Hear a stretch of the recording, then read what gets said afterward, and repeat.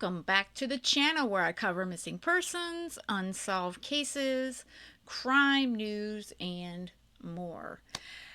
Well, I had hoped to do this video last night. I had such an exhausting day at work, so I do apologize for the delay. I'm going to try to make this not very long. We'll try to make the video fairly, short and sweet. There's so much that has come out since obviously the verdict of guilty of murder for Karmelo Anthony and the stabbing last April of another student, which Austin Metcalf. And there's just been so much surrounding this case from the beginning. I mean, and there were sides trying to make it out to be that this was a black and white situation, that this was, political. And, it's not any of those things. It's about two teenage boys. They were both 17 years old at the time at a high school track meet, and they got into a bit of a struggle with each other, or pushing a little bit, and one of them apparently decided to bring a knife to the school, to this track meet, and stab the other in the heart. I mean, that's the bottom line. That is exactly what it's about. It's not about the fact that Karmelo, who is the no longer alleged, but the actual, and he even said he wasn't alleged once the cops got a hold of him and he was in custody. It's not about that he did or didn't do it. He did it. Okay? I don't believe he meant to kill Austin. I really don't. And his statements asking a number of times if the other kid, Austin, was okay, I think that goes to show that Karmelo, honestly, he had, I think, a bit of a grudge. He had some sort of trouble he wanted to get into that day, chip on his shoulder, whatever he had going on in his day. When he arrived at that track meet, I think he was just looking to get into a fight with another kid or kids, and I don't think it was any more than he just wanted to fight. And I don't think he ever thought it would end up being something this awful that would ruin not only the life of Austin and his family, but ruin his life and his family's life.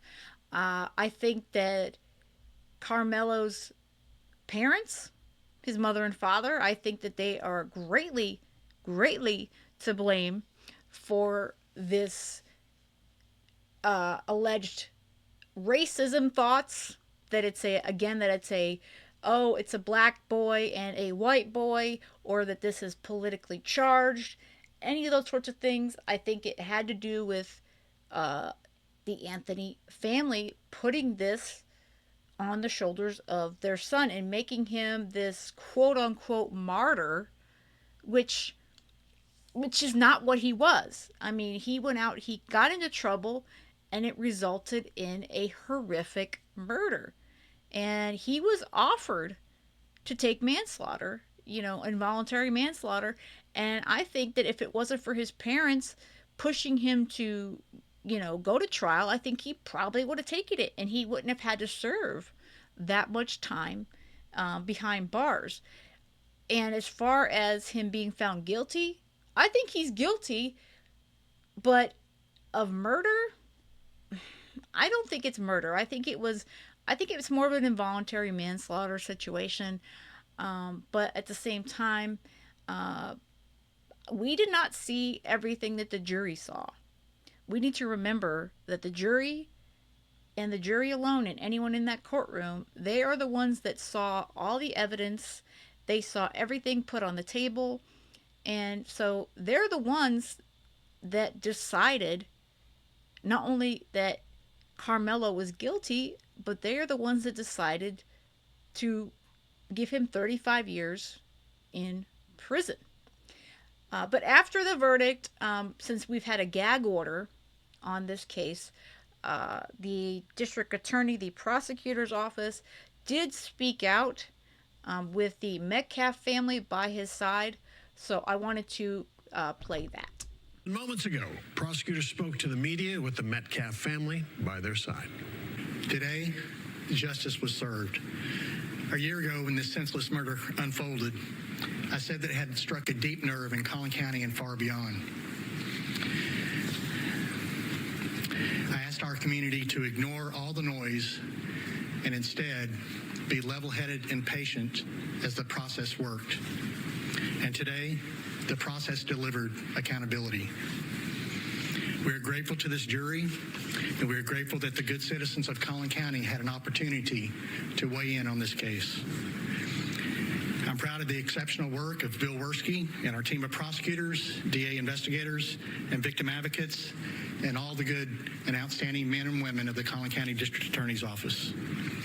We thank all the parents and their brave kids who did the right thing. Despite the trauma of witnessing the senseless murder at a school track meet, they cooperated fully and testified truthfully. Their courage was essential to securing justice in this case. I'm especially honored to be joined here today by Jeff and Megan Metcalf and their son Hunter.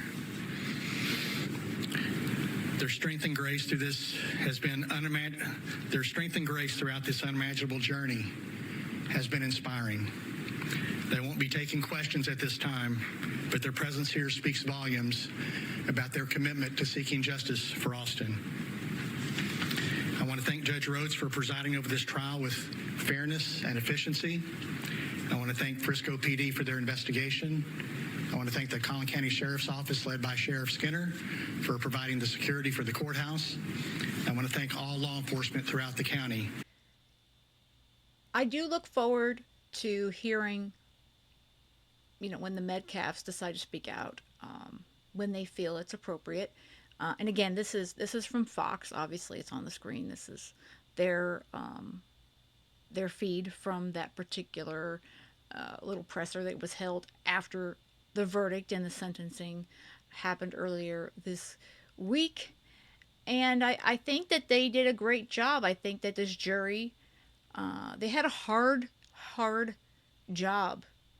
And those that are still out there saying that this was an all-white jury and continuing this garbage, about anything but that this was about two teenage boys getting into a scuffle and one deciding to bring a knife to the table.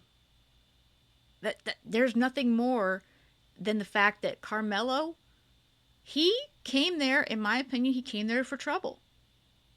He had a knife in his backpack, had his hand in there, and as soon as Austin touched his shoulder, pushed his shoulder, whatever he did, when he said, touch me again and see what happens, it was almost instantaneous that he went for the knife in that backpack and he stabbed him in the chest, into the heart. And then he took off. He ran off, walked off, however you want to describe it. He left those bleachers. And as all the witnesses stated at the trial, he was in another team's tent. All these witnesses even stated the tents are like locker rooms. You don't go into another team's locker room or tent. It just doesn't happen. And yes, it was raining, and could the school have been nice and allowed some of these other boys that obviously Karmelo's school, Centennial, did not have a tent? Could they have potentially offered them to come in there? Well, I'm sure they could have, but this was their tent they set up for their athletes. And from what they have told us, Centennial students didn't have a tent, but they were also told to get on the bus to escape the rain before the track meet while this delay was happening. So while Austin may have been a little pushy, he was enforcing what the coach asked him to do. He asked him to step up and be a leader that day. And that's what he was doing. Hearing some of these folks out there outside the courthouse continually say that Austin and his brother Hunter here on the screen are bullies and racists and all these other horrible, horrible things. It's disgusting. And we're even hearing that the Metcalf family is getting death threats. Death threats because of this verdict and the sentencing. Why? This shouldn't happen. Austin and they don't deserve this. This family does not deserve to have to live in fear. They've already lost their son. Hunter's lost his twin brother. The fact that there's folks in the public that have continued to threaten this family is disgusting. It is disgusting. You don't have to agree with the verdict, but you can't break the law. So I hope every single one of them that threatens this family, I hope that they are prosecuted to the fullest extent of the law. And yes, Karmelo Anthony, they have already submitted an appeal. We already figured that that was going to happen. And it's been discussed that they probably have a few appeal things that they could appeal. I'm thinking ineffective counsel. That's possible because I'm sure that he's going to put that out there. My question is, how did his parents, Karmelo's mom and dad, how is it they made all this money through their Give, Send, Go, their little fundraisers? How did they pull all this money in, and yet Karmelo still needed a public defender? So what happened to all that money? It went into a luxury life for mom and dad? I mean, I'm just wondering because that money should have gone to Karmelo's defense, right? But again, that's my thinking. You guys let me know what you think about that in the comments. And also, I'm sure he's going to appeal on the fact that the jury did not have any black jurors in it. Well, no, it didn't. It had a couple Asians and I believe an Indian or some other cultures. But it wasn't just made up of 12 white men, okay? This was a jury of his peers of the community. That doesn't mean they're one color or one culture over another. It means what the community, his area represents. It was representative of that county, of that area. And I believe he got a fair trial. I do believe that he should have had a better attorney. And I also believe that his self-defense defense was a weak one because we all know if you are truly claiming self-defense, you're going to go up and sit at that stand and explain why you felt your life was in jeopardy or you feared for your life. Because if I went after somebody and I said I attacked them because, in self-defense, well, you need to answer for that.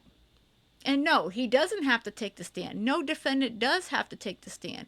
That is their right if they want to or not.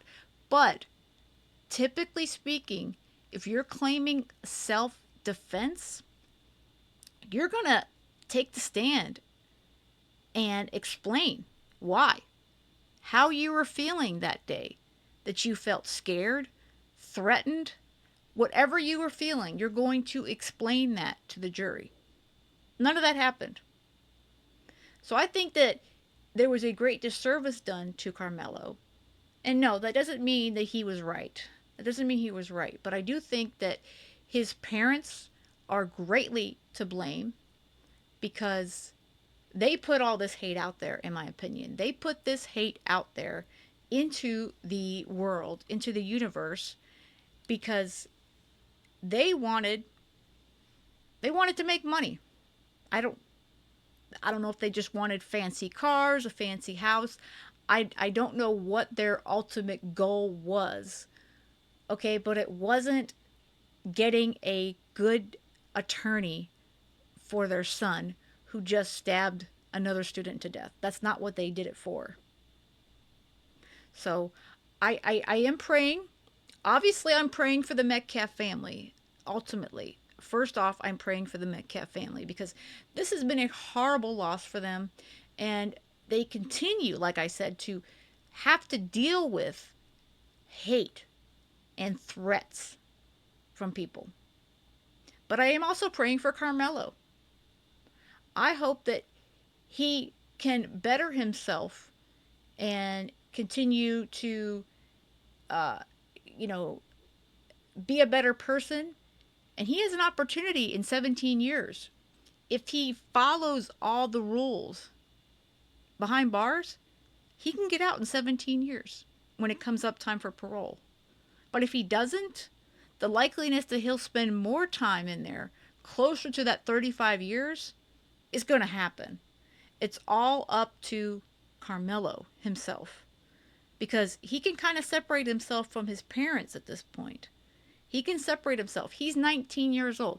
He's now the one in prison. Yes, he can talk to them on the phone. He can send them messages. But really, Karmelo is all alone in that prison. So he's in control of his future.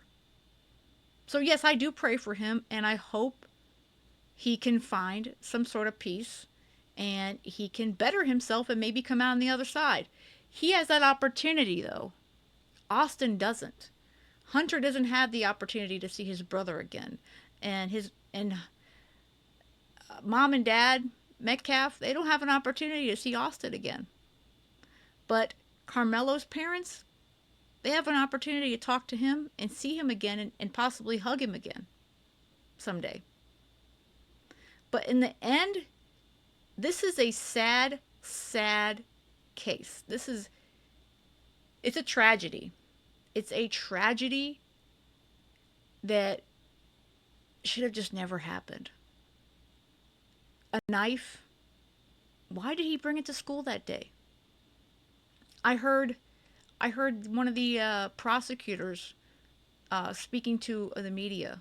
I listened to an interview this morning, and they asked him, if you could ask Karmelo one question, what was the one question you wanted to ask him? And he said, why? He would have asked him, why did you bring a knife to that track meet? And that's the same question I have. Karmelo, why did you bring the knife to the track meet?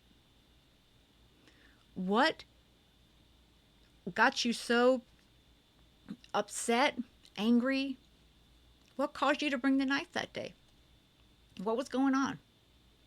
So I just wanted to kind of wrap this up. This was just a video to just wrap this case up. And I don't think it's ever going to ever be something it's not going to be wrapped up like in a nice bow or anything like that. It's just a horrible, horrible tragedy of a situation. And again, it ruined the lives of two families and two boys. One's dead, one's now in prison for at least 17 years. It's a sad, sad situation. And it also makes me sad that there are people out there that are bringing more hate because of this situation into this world. Because it wasn't about a black kid and a white kid. That's never what it was about. It was about two teenagers having a disagreement at a sporting event and one pulling out a knife and stabbing the other. That's all it was about. And if it was reversed, would I feel the same way that Austin should be in prison? Absolutely. 110%. I don't care what color, what culture any of these kids are. You commit a crime, especially the crime of murder, you need to pay for that. You need to pay for that. And Karmelo, that's what he has to do now. He has to pay for it with a good chunk of his life in prison, behind bars. But let me know you guys' thoughts in the comments. Again, you don't have to always agree with me, but I do ask that you be respectful. And if you haven't subscribed yet while you're here, I would appreciate you hitting that subscribe button as well. With that said, I hope you have a great rest of the day. And most of all, stay safe.